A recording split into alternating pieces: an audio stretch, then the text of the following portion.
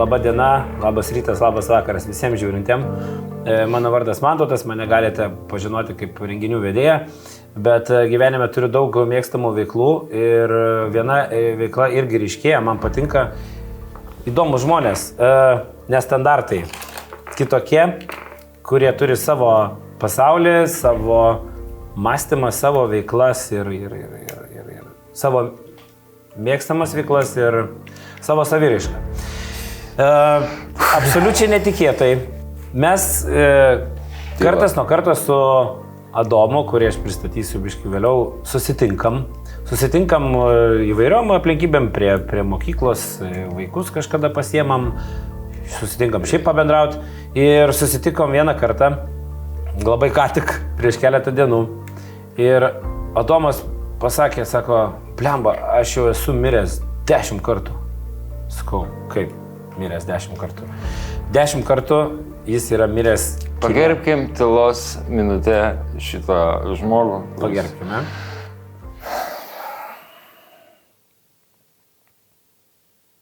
Dešimt kartų miręs, bet jis geras žmogus buvo. Bet jis yra gyvas, jis yra šiandien su mumis.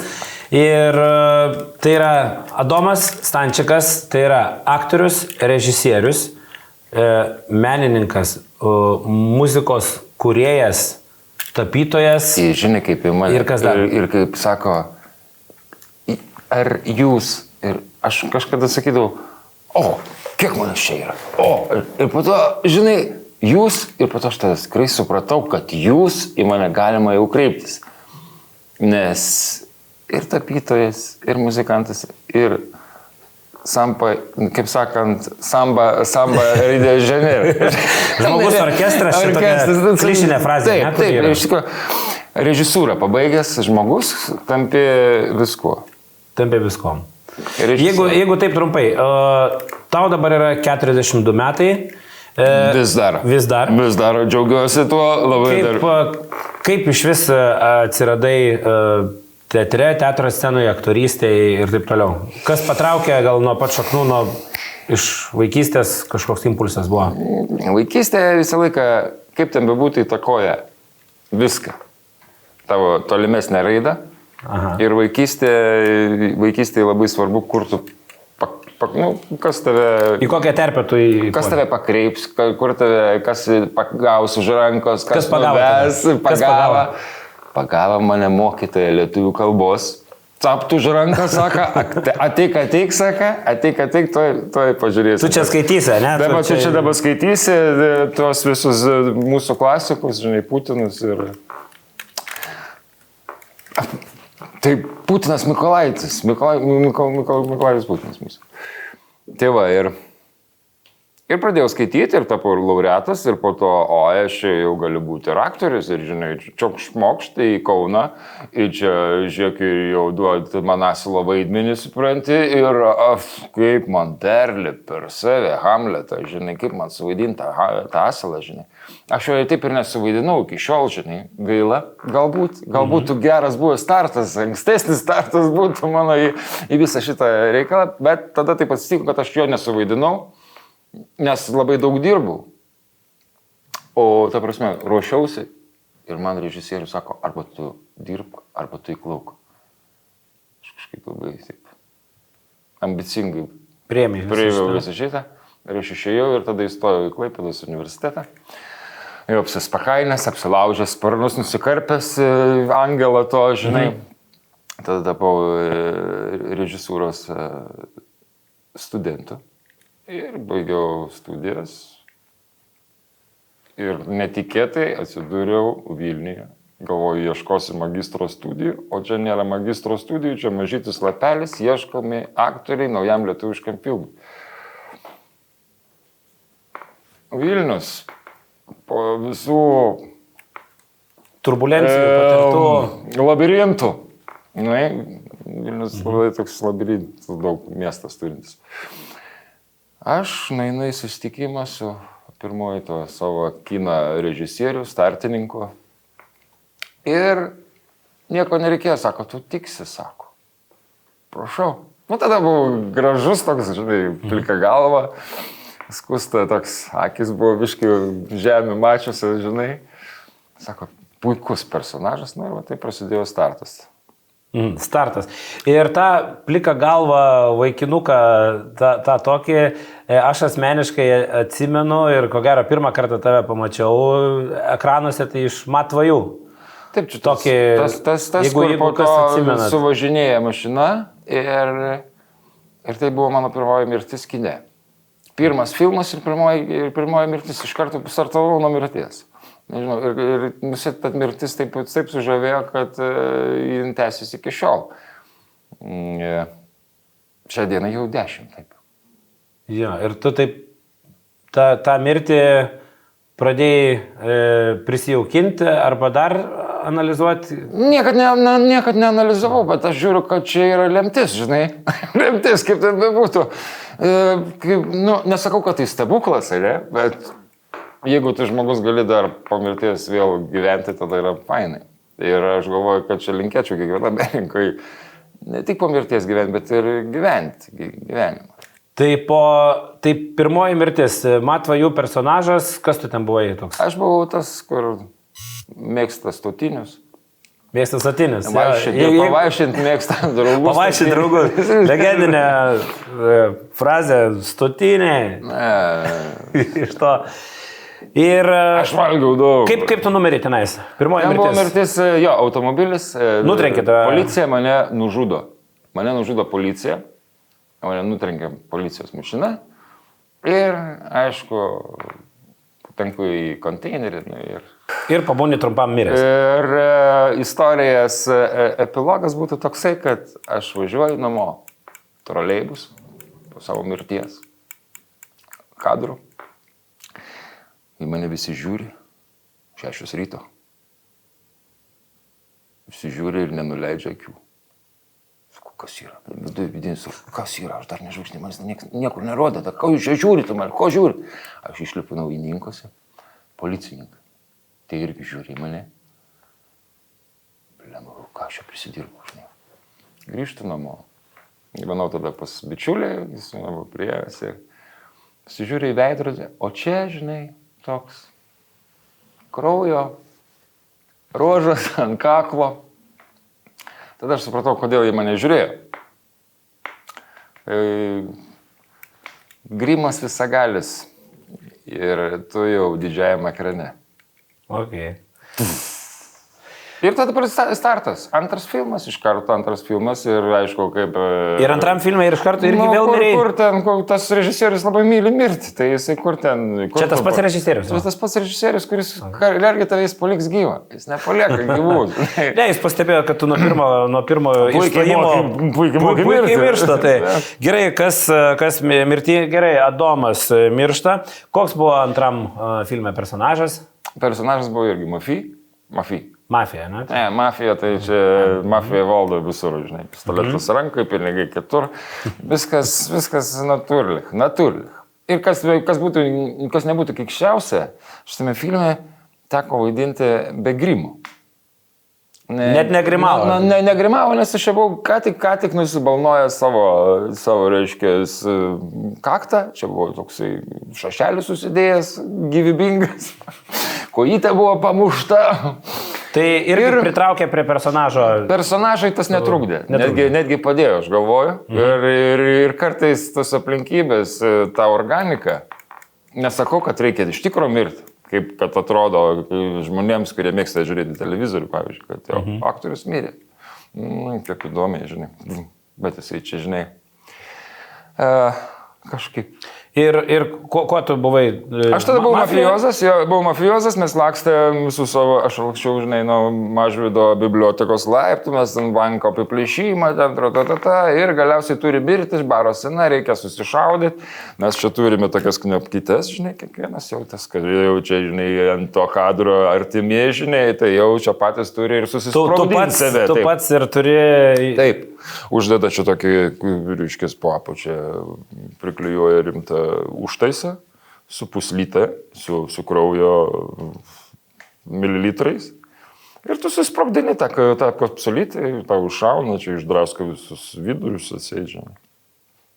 Neskauda. Gal pirmas kartas baisu, bet po to supranti, kad ten netgi faina. Aha. Ar pavyko iš pirmo karto padaryti tą?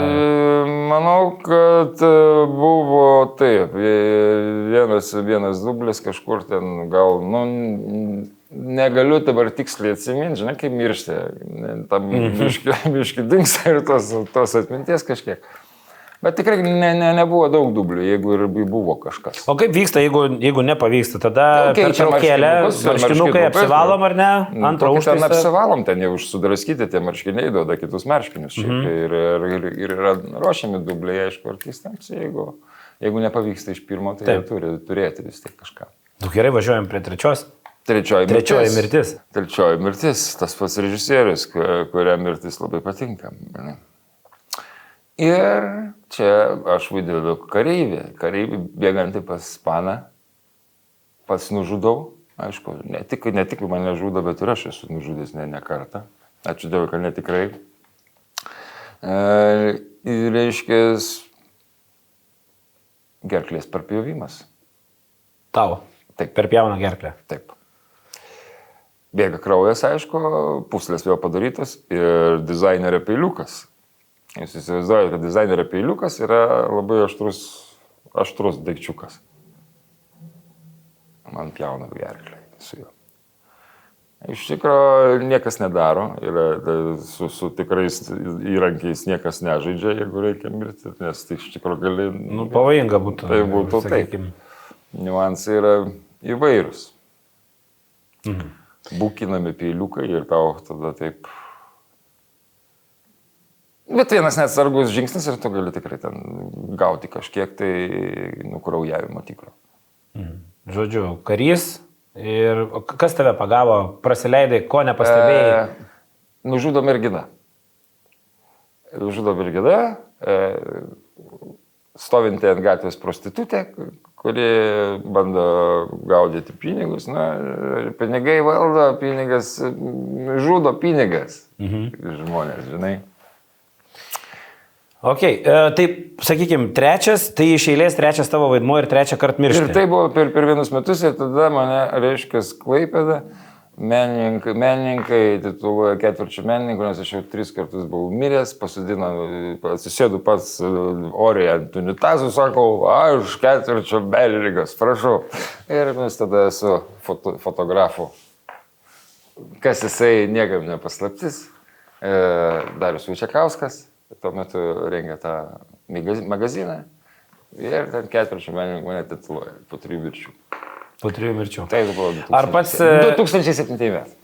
Ir pats apdovanojimą kažkokį gavai? Aš tada buvau turiu regalę susidėjęs, nes norėjau visai, kad būčiau su regalėm. Ir aš tas regalės turiu kažkur čia šitoje. Aha. Dabar klausimas, kaip aktoriui, po 3 mirčių, ar tu nesusimastei apie 4 savo būsimą vaidmenį ir ar tu norėjai mirti, ar kaip? Čia, ne, aš vaidinau daugiau tų filmų, po 3 savo mirčių pradėjau... Po 3 jau buvo, kur tu nemirėjai? Buvo filmų, kur nemiriau, čia tikrai nėra tiek tų filmų, kad ten pastoji mirčių. Bet 3 iš eilės buvo ten, kur mirėjai? 3 iš karto reikėjo numirti, kad... Tai va, aš tą ir norėjau klausti. Į tą kitą lygį, į tą, kad jau nebemirtų. Jūs turite 3 taip ir tada keliavom į kitą etapą ir tu tada nemirėjai. Nes tada nemiriau. Tada vaidinau keletą, tikrai buvo nemirčių ir po to į 4 savo mirtį patekau visiškai netikėtai. Net neturėjau ten vaidinti šitame filme iš tikrųjų. Labai įdomu. Atsitiko tokia situacija, kad aš, kadangi režisūrą baigęs, tai dirbu dar ne tik ir kaip aktorius, bet dirbi ten ir aikšteliai. Blemba grabas biški. Grabas biški. Reiškia taip, dirbu aikštelėje. Kaip asistentas prižiūriu masinės scenas ir taip toliau, čia vokiečių filmas apie Antrą pasaulinį, ir čia turėjo vienas žmogus ateiti į aikštelę tam pavaidinti, ten tą bėglį, kuris gauna šūvį į nugarą ir jis neteina, žinai. Oi, ką daryt? Sakau, ką daryt? Einu, žinai, duokit kostiumą ir einu mirti, žinai, jeigu reikia, yra to sniego, tada šūvis į nugarą, žinai, krenta, šalta. šalta. Mirtis šalta, žinai. Bet po to ta šiluma apglobė viskas ir vėl tu, žinai, gyvas esi. Tai smagu. Ketvirta, tai, sakau, netikėtas patekimas į savo tokią akistatą, visiškai net neplanuotas reikalas. Net neturėjau vaidinti tame filme. Tai va čia kas buvo juokingiausia galbūt. Ar ten aš matausi, ar čia tik tai, žinai, ar ten tas mano šešėlis kažkur prabėga, kuris miršta. Bet tai buvo mirtis, kuri vėl pasivijo mane. Taip, į savo fondą įtraukė įdedam tą. Indėlis. Ja, gerai, tai jau vis įdomiau, azartas kažkoks vyksta. Žinok, aš nežinau, man atrodo, kad niekad gyvenime apie tai net nemastai. Nes, mastai, ta prasme, kažkuria prasme apie mirtį. Ar kas nėra pamastęs apie mirtį? Kiekvienas žmogus yra pamastęs apie mirtį ir kiekvienas žinom, kad kažkada tai jį ateis.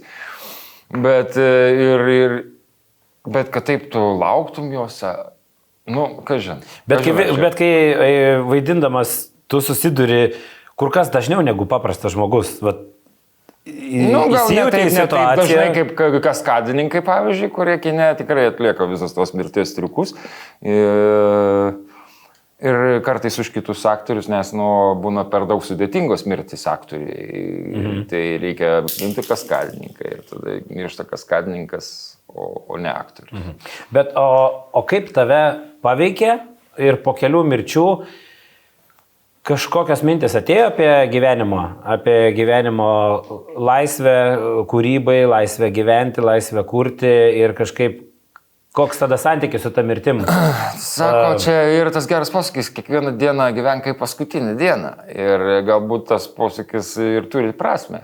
Nes jeigu tu ten sėdi ant sofkės, ant foteliuko, kažkur kimarinį žiūri vieną tašką ir lauki mirties, tai yra neįdomu, ne? Žiūrėti televizorių kartais irgi reikia. Geras laidas tokios kaip Galimas daiktas, šį reikia irgi žiūrėti. Bet reikia veikti. Tada, jeigu tu veiki, tada tu prasmingai kažkaip gyveni. Ir tada ta mirtis netokia jau ir baisi tampa. O veikti, ką reikia veikti? Tai ką diktuoja tavo vidus. Ką diktuoja vidus? Nesakau, kad blogas visada miršta. Atsiminkit šito. Taip. Gerasis vidus. Taip. Ką gėri? Gėri spinduliuoti reikia. Man patiko viena frazė kino. Sako, aš nebijau mirti, nežinau, kad nepridarysiu daugiau šūdo. Žinai. Labai gera frazė irgi. Ten esi toks žuliko personažas. Žinai. 5. Adomo mirtis. Taip, 5. mirtis. Prieš 5 metus kažkur gal. O gal prieš 6. Atmerk akis, atmerktom akim galvoju. Atmerktom akim turi mirti. Toks buvo sprendimas. Toks mano buvo sugalvojimas, aš ruošiuosi. Nes gaunu pasiūlymą, Olandai, stato vėl filmą apie Antrą pasaulinį. Kas tos vokiečius vaidins? Lietuviai, žinai, nuo seno lietuviai ir latviai yra tie, kurie vokiečius visą laiką vaidina. Ir aš čia vaidinu apkasuose, žinai, su šalmu. Bet tiek vaidinu, žiūrėjau tą filmą, šiek tiek, žinai, parodė, nes ne visus aktorius ten normaliai rodo. Kaip ten bebūtų, bet tas sprogimas, aš jį mačiau, jis yra šitam filme. Ir galvoju, mirsiu atmerktom akim, kažkaip taip labai norėjau, atrodė taip gražiai atmerktom akim, kad, žinai, mirsiu. Ir, mes čia dabar parepetuosim. Aš jau čia ir operatoriai sakau, mirsiu, taip, pasirodo man taip, žinai. Valdėlis mirk, sako, atmerktom. Žinai, sprogimas, tankas šauna, pirotechnika ir čia jau to žemės. Ir aš supratau, gal aš geriau mirsiu užmerktom akim, nes žemės mėgsta akis, žinai. Gali tikrai sulipti ir kaip tam vienam filme kraujo puslės sprogo ir aš netyčia buvau atsimerkęs. Ir man sulipo režisierius, reikia atmerk akis ir tu 10 minučių negali atmerkti akių. Tai irgi galim suprasti, kad jeigu būtų žemės kritusios man į akis, tai aš... Tai žodžiu, tavo planas... Neišdegė. Nors sprogo, bet neišdegė. Tai va, tokia ta penktoji. Tai žodžiu, mirėjai, gavai žemių ir teko užmerkti akis. Ne, ten aš jau galvoju, nedaug dievė mirti atmerktom akim, kai sprogsta žemės. Tai, nes aš jau buvau patyręs tą kraujo Čia galbūt šeštoje mirtyje patyręs ar... Ne, aš patyręs ten nemiriau tam filme, bet patyriau tą kraujo sulipimo efektą, ką reiškia 10 minučių, 15, kol ten praplauna jas, aišku, ten režisierius nepatenkins, nes čia jau reikia atkrapštyti akis, ačiū tarp kitko Sakūrams, kurios atkrapštė šiandien mums akis, tai reiškia, va tokia ta mirtis, susprogo nacis ir vaizdas geras, visas čia juodas, čia kraujų pritaškyta, tu toks eini, kaip įkvėpi tą suodžių kvapą, nueini pavalgyt, miręs, tai gražiai atrodo. Penktoji mirtis sprogai. Sprogom, susprogdino mane. Gerai. Iš tikro ir tada atsivėrė vėl kanalai ir tada šeštoji mirtis.